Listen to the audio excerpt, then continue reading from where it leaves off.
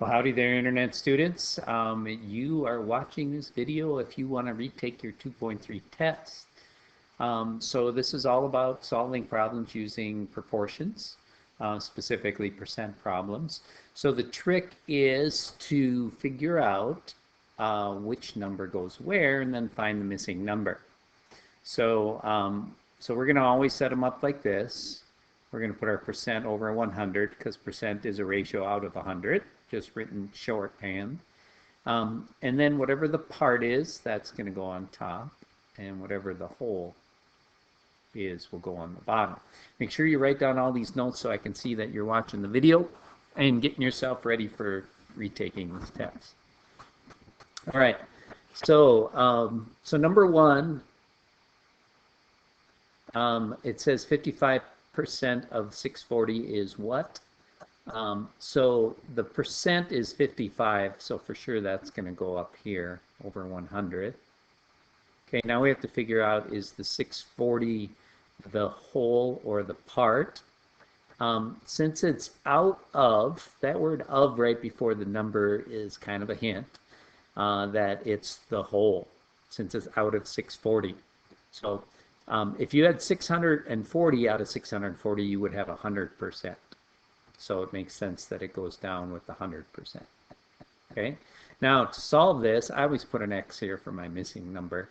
But you multiply across the two numbers that are kitty corner from each other. So the 640 times the 55.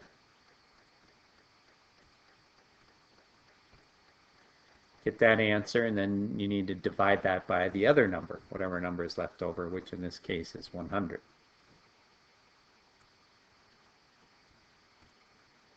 And so that the answer is 352. And you might want to just see if that makes sense to you, because well, 55% is kind of like half. Half of 640 would be 320, so 55% should be a little more than that. That's just a good check. Okay, number two, 180 is 36% of what number?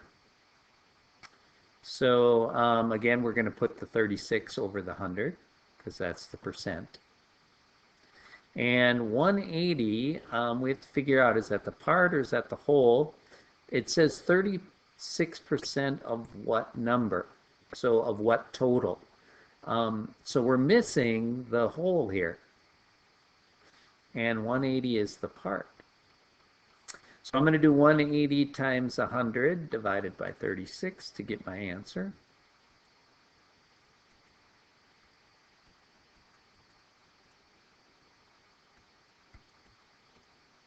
And we get 500.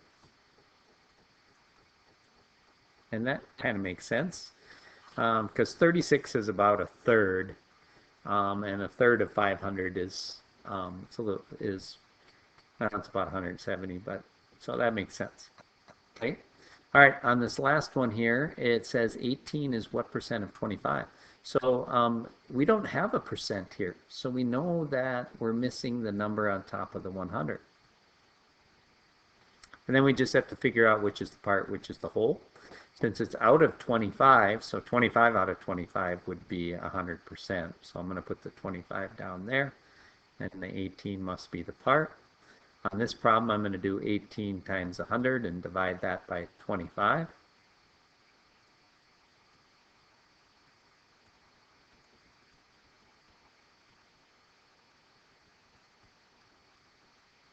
And that gives me 72. Now this was a percent, so I should label it with a percent, 72%. So if I got 18 out of 25 on a test, I would get 72% for a score. All right, you need to go ahead and do those 6 problems that are like the ones we just did. Okay, you can pause now and do those if you want, or you could watch the rest of this video, take the notes, and then go back and do all the problems. All right, we're going to move on.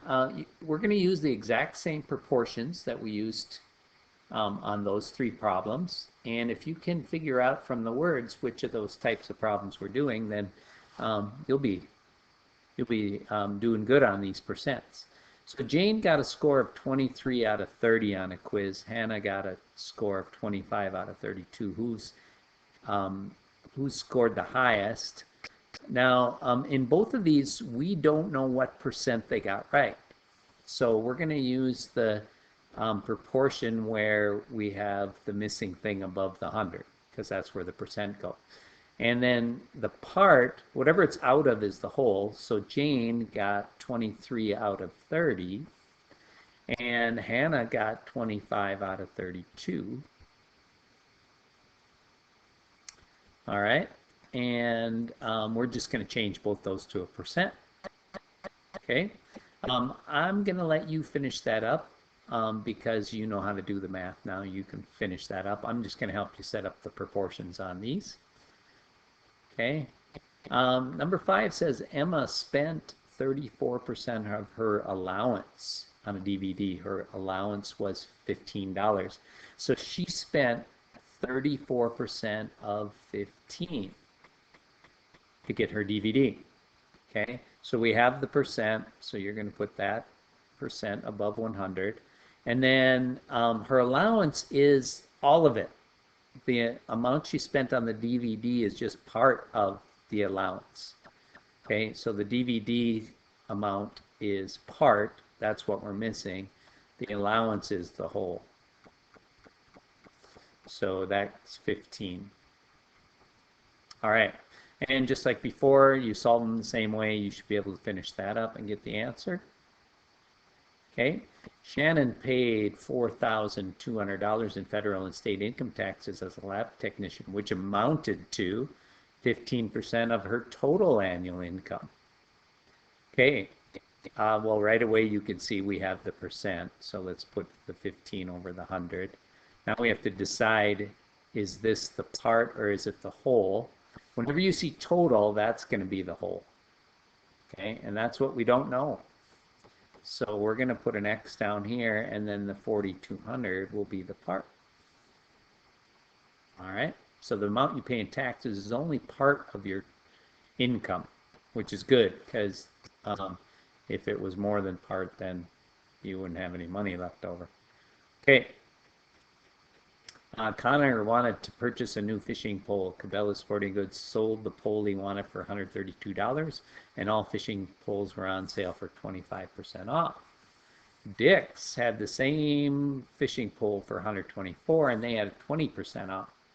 Where should he buy it to spend the least amount of money? So here's what we're going to do here. We're going to figure out how much discount there is at Cabela's, how much discount there is at Dick's Sporting Goods. There's 20% off. So, so my percent is 25% at Cabela's, so I'm going to do that. And if I didn't get any discount, I would pay 100%. So the 132 is 100%. In other words, it's the whole. Okay.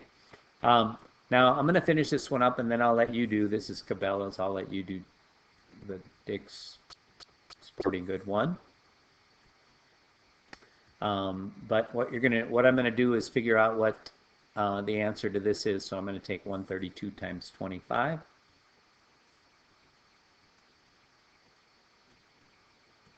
And divide that by the other number, which is 100. And that gives me 33. I'm going to take $33 off. So I have to do one more step to figure out how much I'm going to pay.